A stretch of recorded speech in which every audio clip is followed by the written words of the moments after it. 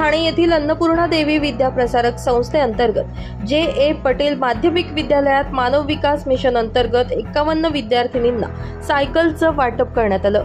शासनाच्या मानव विकास मिशन अंतर्गत इयत्ता 8वी ते 12वी पर्यंतच्या शाळेत शिकणाऱ्या 5 किलोमीटर पर्यंत पायी जाणाऱ्या मुलींना सायकलचं वाटप केलं जातं। विद्यार्थिनींनी सायकल मिळाल्यानं यावेळी समाधान व्यक्त केलं।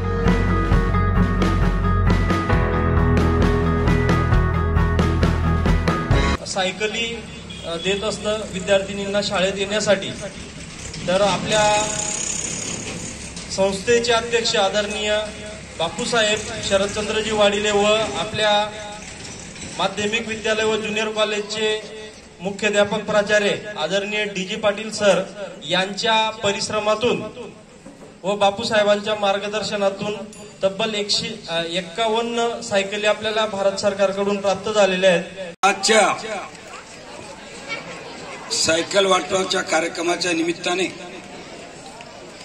अन्नपूर्णा देवी विद्यालय आणि स्वर्गीय अण्णासाहेब अन्नपूर्णा देवी हे नाव आमच्या आई साहेबांचं आणि 35 वर्षापूर्वी जसं पुण्यामध्ये महात्मा फुले आणि सावित्रीबाई फुले यांनी कष्टाने शाळा उभी केली, तसंच ताई साहेबांचं आणि अण्णांचं कष्ट, आता आम्ही अगोदरच बोलत होतो अण्णांशी, ते कष्ट अत्यंत सामान्य परिस्थितीतून शाळा उभी केली।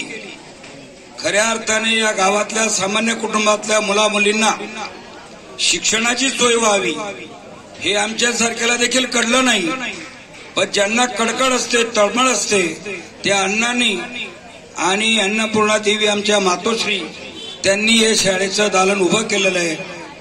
आजचा जो कार्यक्रम आहे गव्हर्नमेंटच्या नियमाप्रमाणे आपल्या संस्थेच्या बापूसाहेब यांनी प्रयत्नांनी आपल्या सर्व समोर बसलेल्या विद्यार्थ्यांना या सायकलीचा लाभ मिळवून दिला, त्याबद्दल ग्रामस्थांच्या वतीने मी त्यांचा आभार मानतो।